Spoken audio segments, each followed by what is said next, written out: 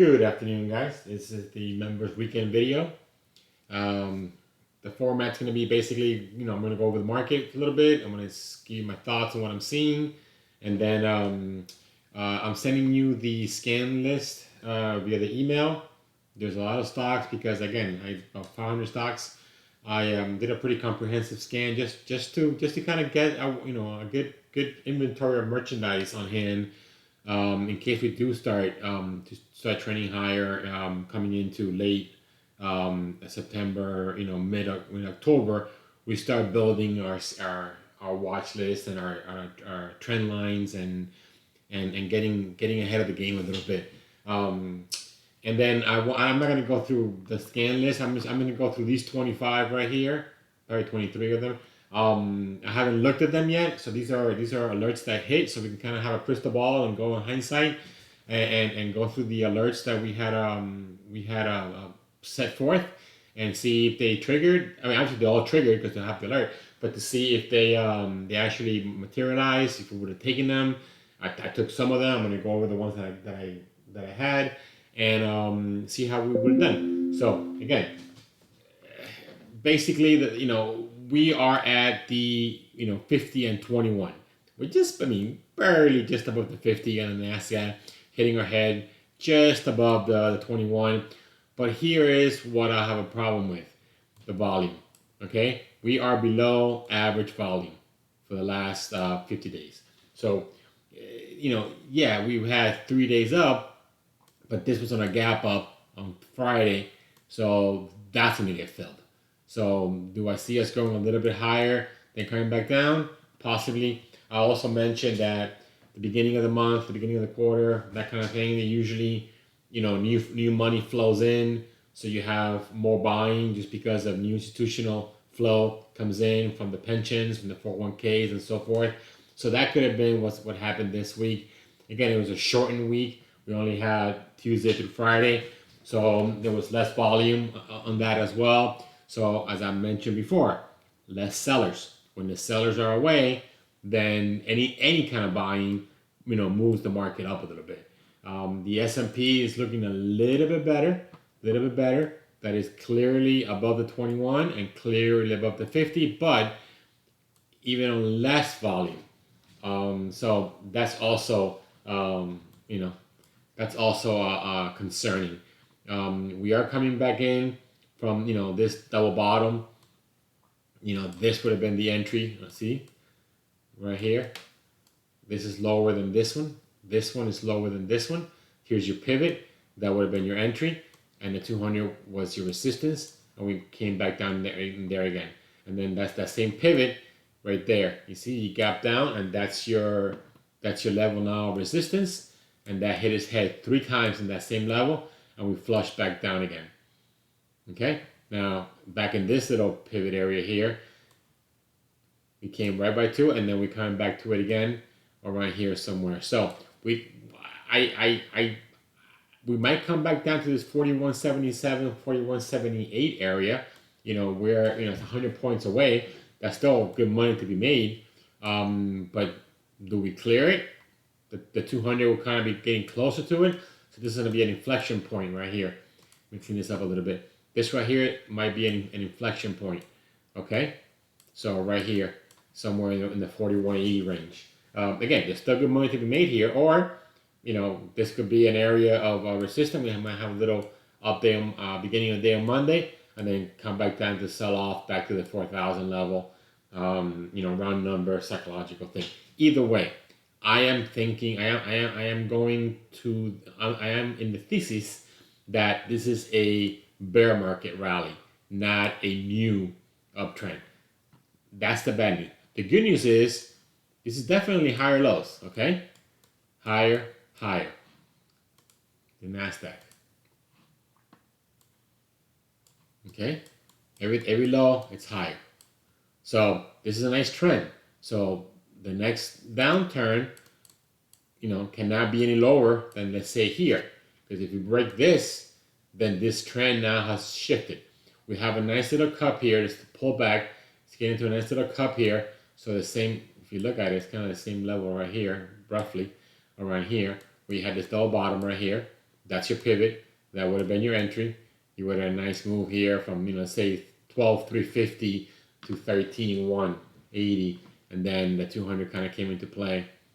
So again, this is all kind of playing out to be a little bear market rally. We might even get up to this level right here, where we gap down, feel this gap right here, and then the 200 was going to hit his head, and then come back down, close this gap, and then resume higher later. Same thing with the Qs, just barely, getting to the 200. We have this gap here, guys. So, guys, this will get filled. We will come back to 301, possibly 300, but we will come back to 301. We're at 307. So the same 7 points down, we will come down to it. Would it be from here and then down, or would it be from here and then down? I don't know, but I guarantee you this will get filled. When? I don't know. Most likely in September. Most likely mid-September, which will be next week or the week after. September is a bad month in the year. So most likely we will get filled. Like this little gap right here. When we went down, we came back to it, we filled it, we messed around a little bit, and we came back down in it again. So we might come down, fill it, hang around this area, and then go higher. I don't know, but this gap will get filled. Even like back here. See? Maybe we're going up here to fill this little gap right here. We have a nice little, it's hard to see, but there's a little gap there. The little gap between this day and this day, which this right here pretty much filled it. So we might have a little bit higher, a Monday, have like a little beginning of the day, and then we flush down. I don't know. But all these gaps do get filled. So this, we will head lower. We will head lower. Whether it be Monday, Tuesday, Wednesday, Thursday, Friday, Monday, Tuesday, Wednesday, Thursday, Friday, or next week, I have no idea. But just keep that in the back of your mind. We're not just heading higher and then not retesting this 301 level. This will happen sometime in September. Okay? So that's kind of digressing on the market. All right, so I'm going to try to make it as quick as possible. Let me go through these alerts here and then see how we would have fared. Come right here, the entry on Thursday. We had a trigger on Thursday. We would have had a good again. I hate to keep repeating the same thing, but when these trend lines are drawn, and then hopefully you're following with the video and you're drawing your own trend lines in relatively the same spot, and they trigger for you guys. It's not an automatic buy, but it's an alert to kind of, okay, look at this closely. Maybe go to a lower time frame. Let's say that would have triggered, right? That would have been on Thursday. So maybe go down to like a 15-minute or a half an hour, and this would have been on Thursday, and then see right here. Let's say it triggered right there, right? That day. Okay, so you take it, and then your stop is right here. Simple as that. You take it at 56 and change, and your stop is at 55 and change. Very, very low risk entry, and you would have gone from 56 and change to 58. Maybe your next stop will be somewhere right here, and that's where you take this entry. So you go back to the daily, and then where's your stop? Your stop could probably be right here, the low of the day. I wouldn't put it here because you already have a winner. So I'm not going to give gains back and make it a loser now. Our original entry would have been a stop right here. Now I'm raising my stop to right here. And I have a guaranteed winner. That's how this will work. So I'm going to go to these right here. Another one right here. Boom. We're 2 for 2, guys. This one right here, triggered, and we got stopped out. I would have gotten stopped out. Maybe the 21 would have been your line in the sand. But me personally, if I would have taken this right here, I probably would have put my stop somewhere right there. And then I would have definitely gotten stopped out. So we're 2 for 3. Same thing here. I definitely would have gotten stopped out. We're 2 for 4. I would have gotten stopped out. See, all this process gives you a feel for where the market is. where if breakouts are working and you're shooting 75% on breakouts, that means the market is trending higher. And the underneath breadth of the market is strong. If you have a lot of breakouts that are failing, then that tells you, even though the market's going higher, that tells you like, hey, something under the hood is not really strong. So let's not get too crazy with this. So right now we're 2 for 5, right? Right there. That would have worked. So 3, 4, 6. We're shooting at 50%. That still would have taken you. That still would have held you in there. So we're positive right now. That would have held. We're positive right now. That would have held. That wouldn't have stopped me out. We're positive right now. That definitely would have actually. Well, there it is. No, I would have gotten stopped out here because the trigger was right there. That was a trigger. Let me clean this up. The trigger was right there. That was your entry. The next day you got stopped out. So this would have been Tuesday, Wednesday, Thursday, Friday. Tuesday you got in. On Wednesday you got stopped out. Now you could have done this and then re-entered right there. I probably would have done something like that. Okay, so but either way, and that let's say that would have been a loser, but we're still at least 75%. Okay, CHK kind of going back and forth. Probably triggered somewhere here, and then it's choppy. I would say this, break even. This was a pretty good one. This one triggered. You still in it? We're still positive out of 20 something. Let's see how many we get. Overall, positive. We still making money. Here, probably got stopped out. I probably would have put my stop below this. That's iffy. So let's give it a loss on that one. So very small loss. This one definitely he got stopped out, right? So he triggered on Thursday, and on Friday you're down 22%. Obviously you're not down 22% because your stop would probably have been somewhere right here. That's probably where your stop would have been, somewhere let's say at 55. So like 11 points higher. So you probably would have lost about $1.50 at the most in that. So let's say what 2.5, 3% at the most you would have lost there. That's why I don't like trading biotech, the individual names, because things like this could happen. XBI, look at XBI.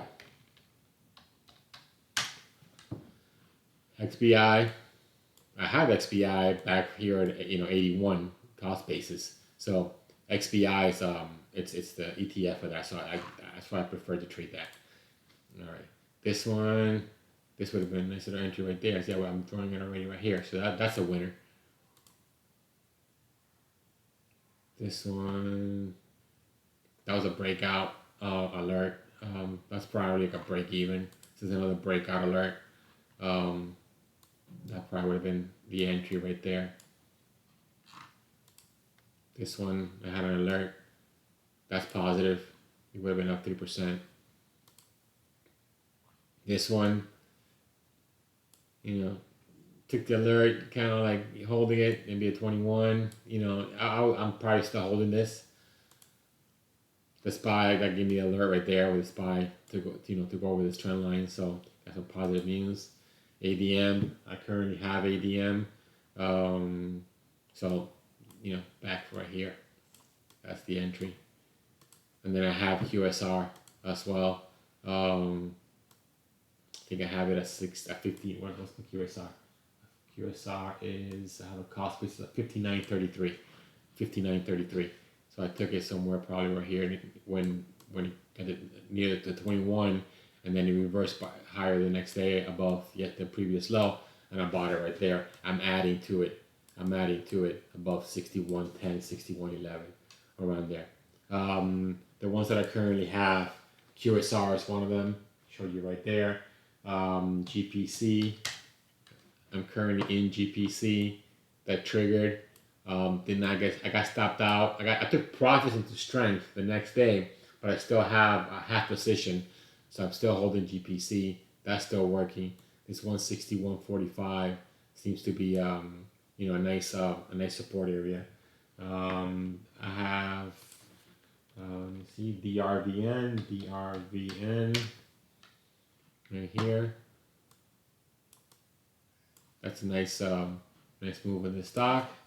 And the other one I have is ADM, and I told you guys. Um, that one's working real good. That would have been the entry right there. The other ones that I have long term, Tesla. Tesla's doing its thing. You know, I have a 245 that I raised to 265, a short put. So I'm nice. I'm nice on this one. I mentioned XBI. Showed you that one. Tan is doing its thing. Um, got into it right here this day when it bounced up to 50, and the next day it took off the close of the day. I got in it with the 79 stop. Never triggered. I'm up nicely on Tan. I mentioned Tan to you guys. Celsius. Still have this one from back here from 98, 90 something. So that one's doing its thing. I'm adding to it right here. What else? XBI. I think, yeah, that's pretty much it. That's what I have right now. I do have SMH. Like I said, the short puts in that one, just as a semiconductor index. I have the 195 right here. So that one's kind of holding pretty good. It's going to probably hit his head right here a little bit with the market. This might come back down to like the 210 level, 209 level, which will be fine. I have the 195, so I'm good on that so far.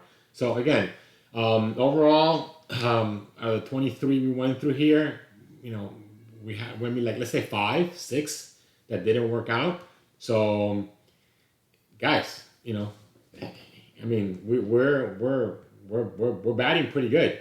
You know, every one of these alerts that trigger, or these trend lines that we draw and they trigger, you know, I would say at least 70% of them are profitable, and the ones that are not, you know, at the worst case scenario, you're down a percent and a half, 2%, I mean max 3%.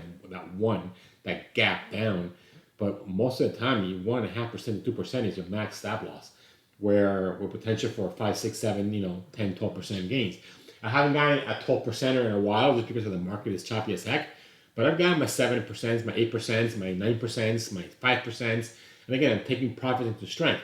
So if I have 300 shares, let's say, for example, I'm selling 100 at, a 3 to 5% gain. I'm selling another 100 and another 3 to 5% gain from there. So now I'm selling at 3 to 5%. I'm selling from 5 to 7%. And then 10 to 12%, I'm keeping my last third. And I'm obviously raising my stop along the way. And then if it has a little pullback to a previous resistance, and it clears that resistance, then I'm adding to it and reestablishing a larger position. So again, don't have 10, 15 stocks. 3 to 6, 7, 8 stocks at the most, and just get it a big enough position that it kind of moves the needle for you. Okay, so again, overall the market, I would say we're hitting our head a little bit into prior resistance. This kind of like it's an area that I kind of seeing here as previous resistance. We can go a little higher. We can kind of go a little higher.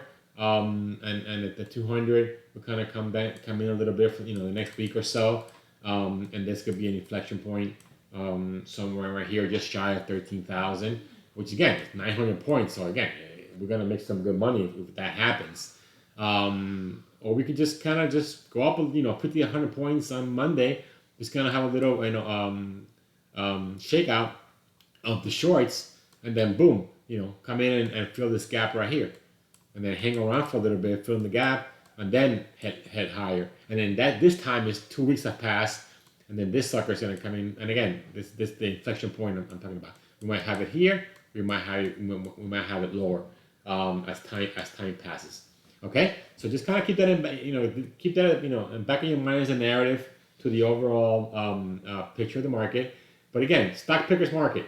Just put the work in, put the alerts, put your trend lines in, and if something triggers, don't have fear. All right. Any questions, guys? I'm here. Please don't ever hesitate. Have a blessed weekend.